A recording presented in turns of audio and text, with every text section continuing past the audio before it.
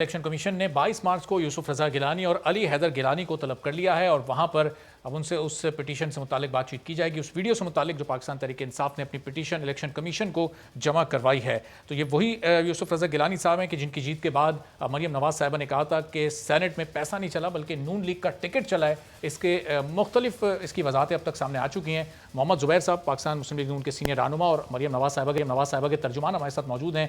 तो जुबैर साहब, बहुत शुक्रिया प्रोग्राम के लिए, आपने वक्त निकाला। ये सेनेट में नून लीग का टिकट चला है, मरियम साहिबा के इस बयान की सबसे बेहतर वजाहत, सबसे रेलेवेंट पर्सन आप ही हैं, तो आप ही दे सकते हैं। जुबैर साहब, क्या इसकी वजाहत देंगे आप, क्या मतलब था इस बात का? बड़ी सी बात है, मेरा ख्याल है इसको जबरदस्ती उछाल दिया गया है। एक PMLN सबसे बड़ी जमात है पाकिस्तान की, पंजाब में तो सर्टनली सबसे बड़ी जमात है, उसमें कोई को दो राय नहीं होनी चाहिए। कॉन्स्टिट्यूंसी में अगर आप जाएंगे पंजाब की मुख्तलिफ कॉन्स्टिट्यूंसीज में, तो वहाँ बहुत से PTI के जो मेंबरान हैं उनको क्लियरली महसूस हो रहा है कि अगली दफा अगर वो इलेक्शन PTI के टिकट पर लड़ेंगे तो उनका कोई चांस नहीं है। तो ये तो एक नॉर्मल कोर्स होता है, इससे पाकिस्तान में नहीं, हर जगह कि अगर उसने लॉयल्टी स्विच करनी है तो वो दूसरे ऑप्शन जब देखता है तो वो ये एक चीज जो सबसे बड़ी उसके लिए होती है किसी भी सिटिंग MNA के लिए कि जी मुझे आप अगली दफा आप टिकट देंगे अपनी पार्टी का या नहीं देंगे। तो एक तो ये बड़ी सिंपल सी बात है, इसमें कोई अजूबे की बात नहीं है, ना इससे कुछ करप्शन का ताल्लुक है, ना इससे किसी और चीज का ताल्लुक है। और अगर आप ये उसको कहते हैं कि जी आपको बिल्कुल हम कंसिडर करेंगे लेकिन कोई कमिटमेंट नहीं है, या तो ये है ना कि हम कहेंगे जी अच्छा ठीक है हम आपको टिकट देंगे, आप उसके बदले हमें पैसे दें। What is corruption? एक तो मुझे समझ नहीं आती कि करप्शन की इस्तिलाह हमने पता नहीं क्या कर दी है। करप्शन इज पैसे की लेन देन। अब टिकट चलने का मतलब क्या है? टिकट क्या, हमने उससे पैसे लिए, वो क्यों हमें पैसे देगा? एतजाज अहसन साहब ने इसको करप्शन के जुमरे में रखा है। उन्होंने एतजाज अहसन साहब, कोई ऐसी चीज होगी जिसमें PML इन्वॉल्व होगा वो हमारे पीछे पड़ जाएंगे। एक तो वो एतजाज अहसन का या तो कोई इंडिपेंडेंट वो कोई देखना ना, what is the definition of corruption? Corruption में पैसे की लेन देन, पैसे की, कैश या चेक की लेन देन से मुतालिक, और वो भी अगर कोई पब्लिक ऑफिस होल्डर होगा, मैं और आप दोनों प्राइवेट सिटीजन हैं, हम जो मर्जी आपस में एक्सचेंज करें पैसे किसी भी काम के एवज, दैट इज नॉट करप्शन, वो तो हम दोनों का एक प्राइवेट मैटर है।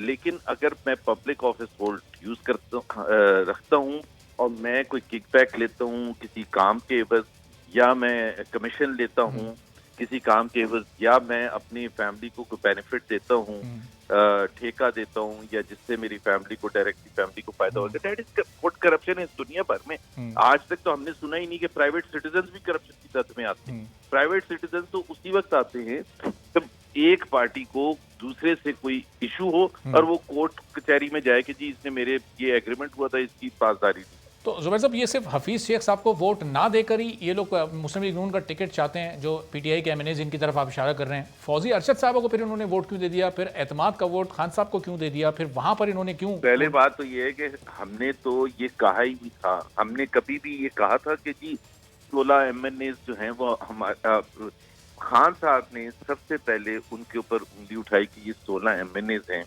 जिन्होंने पैसे लिए, और ये भी कहा फ्लोर ऑफ द हाउस पर कि जी इलेक्शन कमीशन जो है वो ब्रीफिंग ले से इंटेलिजेंस एजेंसी से कि किस तरह से पैसा चला है, पैसा चला है, ठीक है।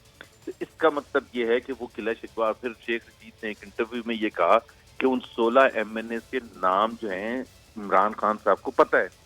तो जब आपको 16 MNA के नाम पता है और आप उनको ये एक्यूज कर रहे हैं कि जी उन्होंने पैसे लेके वोट हफीज शेख के अगेंस्ट दिया है, तो फिर आपका फर्ज बनता है रियासत मदीना की स्पिरिट के हवाले से कि आप उनको एक्सपोज करें। लेकिन आप पैसा लेने वाला और पैसा देने वाला दोनों इन्वॉल्व है ना। मैं तो कह रहा हूँ बिल्कुल आप एक्सपोज कर, क्योंकि ये तो केस जब सादिक संजरानी साहब पर अदम एतमाद आई थी, आपके ऑपोजिशन के 14 लोग उस तरफ चले गए थे, आप लोगों ने किसी को एक्सपोज नहीं किया आज तक?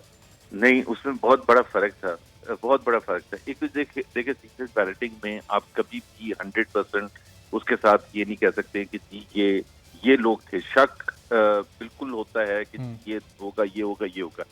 हम ऑपोजिशन में थे, इमरान खान को बेनिफिट है इंटेलिजेंस एजेंसीज का, उन्होंने उसका जिक्र भी किया कि वो इंटेलिजेंस एजेंसीज उनके फोन भी टैप कर रही होंगी, किसके फोन क्या जिन पर भी शक है उनको, और उनकी एक्टिविटीज को भी टैप किया होगा।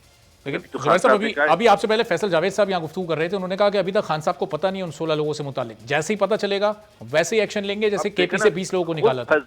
खुद फंस गए, बिल्कुल गलत बात कर रहे हैं। मैंने उनसे पूछा कि शेख रशीद साहब ने तो परसों बोला है कि खान साहब को पता है। और खान साहब ने खुद कहा है ना कि 16 लोगों ने।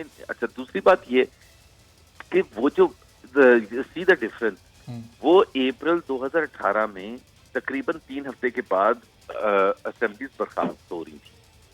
उस वक्त आपको 20 MPs के खिलाफ एक्शन लेने में आपकी हुकूमत नहीं जा रही, कि बाय इलेक्शन ही नहीं हो सकता था। तो वो जो आप कहते हैं ना कि हाई मोरल ग्राउंड, आप हाई मोरल ग्राउंड साल रहते, अब मैं कहता हूँ 16 को छोड़ दें, आप 4 पर कर ले, आप 3 पर कर ले, आप 2 पर कर ले, 1 पर कर ले। मतलब एक तरफ आप कहते हैं वो स्टिंग ऑपरेशन था जो कि खुद करवाया था और पैसे नहीं लिए थे, तो अगर पैसे नहीं लिए थे और फिर भी वोट हकीके के खिलाफ दिया तो फिर तो उन्होंने जमीन की आवाज। सही।